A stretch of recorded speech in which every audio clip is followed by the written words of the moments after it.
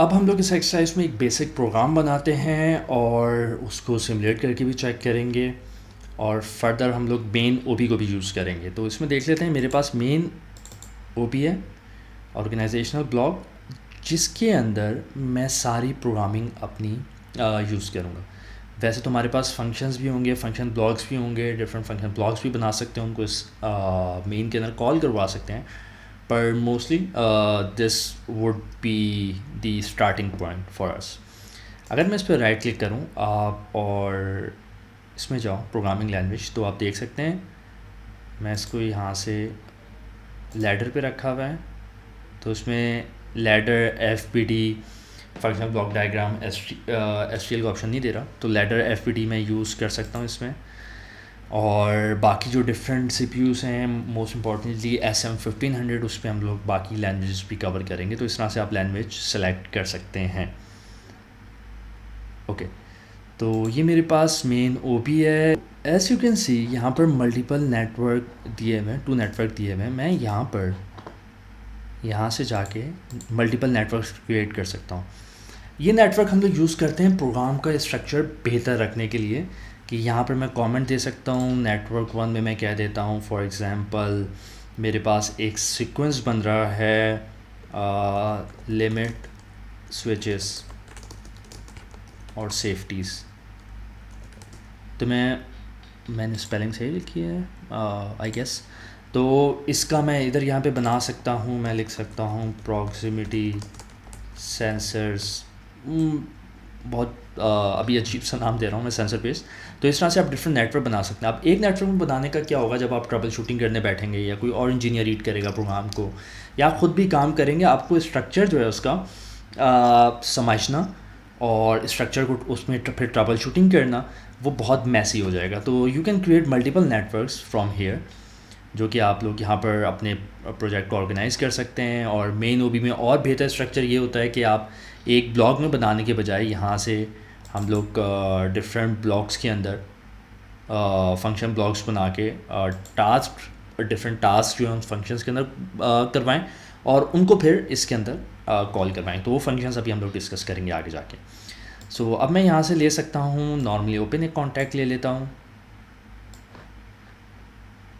और इस तरह से ले लेता हूँ।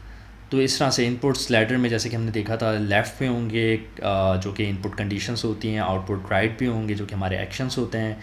यहाँ पर मैं विद इन नेटवर्क मल्टीपल यहाँ से जाके ब्रांचेस बना सकता हूँ, ओपन ब्रांच, और उनको ऊपर से इस तरह से कोई भी कॉन्टैक्ट रख के क्लोज़ करवा सकता हूँ। सो इसी तरह आउटपुट पे भी मैं ये इसमें पैरेलल में आ जाएगा। आउटपुट पे भी मैं मल्टीपल आउटपुट्स ले सकता हूँ। लैडर के अंदर रूल याद रखिएगा कि एक रो के अंदर मल्टीपल इनपुट्स ले सकते हैं कॉन्टैक्ट्स, बट आउटपुट एक रहता है, वो फिर पैरेलल में ले सकते हैं। So that's how we can use. ये नेटवर्क की हेडिंग थी, यहाँ पे नेटवर्क की डिटेल्ड एक कमेंट भी आप डाल सकते हैं। नेटवर्क को इस तरह से आप हाइड कर सकते हैं। अगेन बहुत अच्छा ऑप्शन है कि हमारा सीक्वेंस उसमें बेहतर रहेगा। तो कुछ इंस्ट्रक्शंस यहाँ पर आ रही हैं, मोस्ट इंस्ट्रक्शंस यहाँ देखें आप, बेसिक इंस्ट्रक्शंस जो हैं, bit logic instructions, normally open, normally close, set, reset, flip flops, trigger pulses, timers, counters, comparator, maths, conversion. तो ये सारी इंस्ट्रक्शंस हम लोग कोर्स में अपनी यूज़ करेंगे। कुछ फर्दर ऊपर ऑप्शंस भी आ रहे हैं हमारे पास। हम लोग यहाँ से मॉनिटरिंग कर सकते हैं, यहाँ से ऑपरेंट्स वगैरह हम लोग वो कर सकते हैं। सिंबॉलिक टैग इंफॉर्मेशन अभी हम लोग करेंगे तो उसको देख लेते हैं। और यप, ओपन ऑल नेटवर्क है, यहाँ पर क्लोज ऑल नेटवर्क का ऑप्शन है।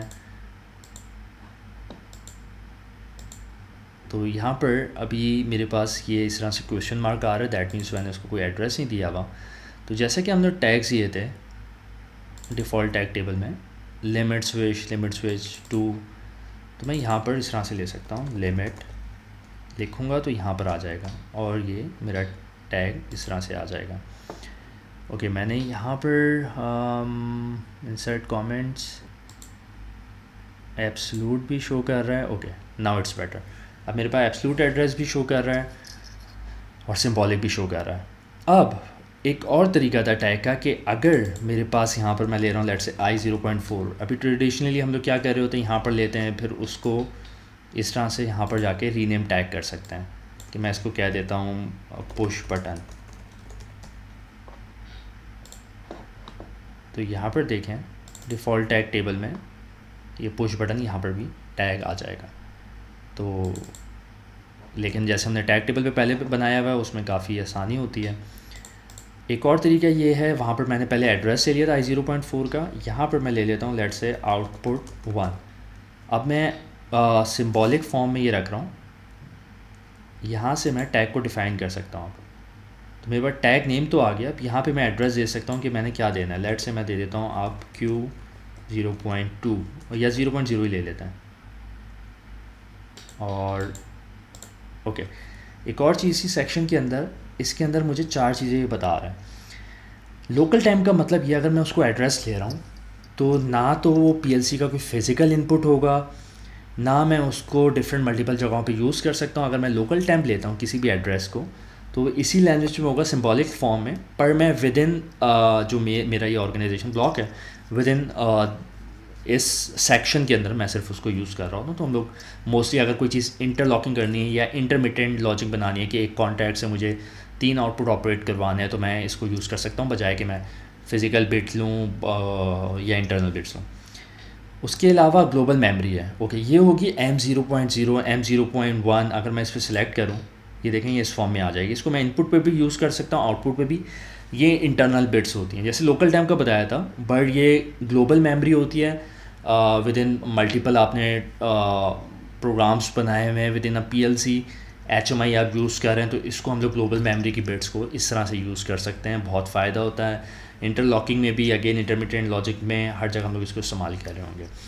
तो ग्लोबल मेमोरी होती है। हाँ, एक और चीज़, हम लोग विद इन PLC अगर इसको यूज़ कर रहे होते हैं, जैसे सिमुलेशन अगर हम लोग करेंगे तो हम लोग M की बिट्स पे ज़्यादा काम कर रहे होंगे। तो यहाँ पर मैं फ़िलहाल ग्लोबल इनपुट, अच्छा ग्लोबल इनपुट क्या था कि i0.0 0.1 i0.1 और ग्लोबल आउटपुट जो है हमारे पास क्या हो जाएगा Q0.0 Q0.1। और डिफ़ॉल्ट टैग टेबल में ये जाएगा। डिफ़ाइन कर देता हूँ मैं इसको, for some reason my Google Maps turned on my smartphone anyways. और यहाँ पर मैं ले लेता हूँ Q0.1। यहाँ पर इसका टैग नहीं आ रहा, मैं उसको रीनेम टैग कर लेता हूँ, कह देता हूँ output 2। Okay, for some reason मुझे ये आउटपुट 2 जो है अगर Q0.1 के बजाय 2 करना है, उसको कैसे चेंज करेंगे? रीनेम टैग पे जाएंगे तो ये कोई भी सेटिंग चेंज नहीं हो सकती। अगर मैं इसको रीवायर टैग में चले जाऊँ देन आई कैन चेंज इस एड्रेस के, अगर Q0.1 के बजाय Q0.4 रख रहा हूँ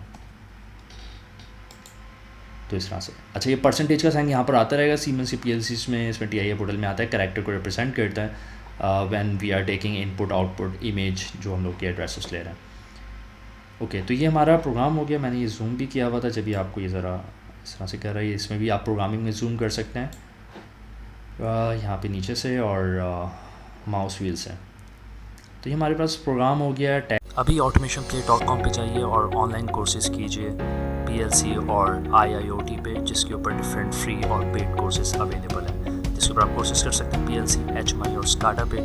और यहाँ पर मेरे YouTube चैनल पे जाके सब्सक्राइब कीजिए और ये फ्री लेसन्स और ट्यूटोरियल्स अवेल कीजिए।